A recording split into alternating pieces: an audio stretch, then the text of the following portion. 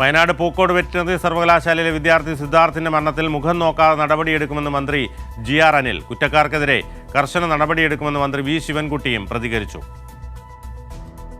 സിദ്ധാർത്ഥിന്റെ നെടുമങ്ങാട് കുറക്കോടിലെ വീട്ടിൽ രാവിലെയാണ് മന്ത്രി സന്ദർശനം നടത്തിയത്. മാതാപിതാക്കളുമായി സംസാരിച്ച മന്ത്രി സംഭവത്തിൽ മുഖം നോക്കാതെ നടപടിയെടുക്കുമെന്ന് വ്യക്തമാക്കി. മാതാപിതാക്കളുടെ ആശങ്കകൾ കേട്ടുവെന്നും സംഭവം ഗൗരവമായി കണ്ടുകൊണ്ട് നിയമപരമായ നടപടികൾ സ്വീകരിക്കുമെന്നും മന്ത്രി പറഞ്ഞു.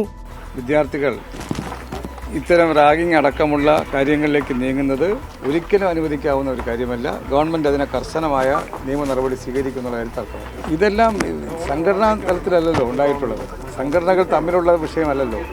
ഇത് രണ്ട് ബാച്ചിലുള്ള കുട്ടികളെന്നാണ് ഞങ്ങൾക്ക് മനസ്സിലാക്കാൻ കഴിഞ്ഞത്. അതിന് കർശനമായ നടപടി സ്വീകരിക്കുകയാണ് ഗവൺമെൻറ് ചെയ്യുന്നത്. അതാണ് ഇക്കാര്യത്തിലും ഉണ്ടായിട്ടുള്ളത്. ഇതിനോടൊന്നും ഒരു തരത്തിലുമുള്ള അനുകൂല നിലപാട് ഒരു തലത്തിലും കിട്ടില്ല എന്നുള്ളത് വ്യക്തമാണ്. വിദ്യാഭ്യാസ മന്ത്രി വി. ശിവൻകുട്ടിയും നെടുമങ്ങാട്ടെ സിദ്ധാർത്ഥിന്റെ വീട്ടിലെത്തി മാതാപിതാക്കളുമായി സംസാരിച്ചു.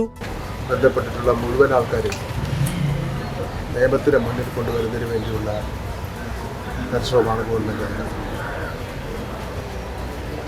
ഒരു പ്രത്യേക ടീമിനെ തന്നെ ബഹുമാനപ്പെട്ട മുഖ്യമന്ത്രിയുടെ ഉത്തരവിൻ്റെ അടിസ്ഥാനത്തിൽ അന്വേഷണത്തിന് ചുമതലപ്പെടുത്തി. SFI സംസ്ഥാന പ്രസിഡന്റ് അനുശ്രീയും സിദ്ധാർത്ഥിന്റെ വീട്ടിലെത്തി. മകന്റെ മരണത്തിൽ കോളേജ് ഡീനും പ്രതിയെന്ന് സിദ്ധാർത്ഥിന്റെ പിതാവ് പ്രതികരിച്ചു. കോളേജിൽ നടക്കുന്ന സംഭവങ്ങൾ ഡീൻ മറച്ചുവെച്ചുവെന്നും അതിനാൽ പ്രതിപട്ടികയിൽ ചേർക്കണമെന്നാണ് പിതാവിന്റെ ആവശ്യം. പ്രതികളെ സംരക്ഷിക്കുകയാണ് കോളേജ് അധികൃതർ ചെയ്തതെന്നും സിദ്ധാർത്ഥിന്റെ പിതാവ് ആരോപിച്ചു.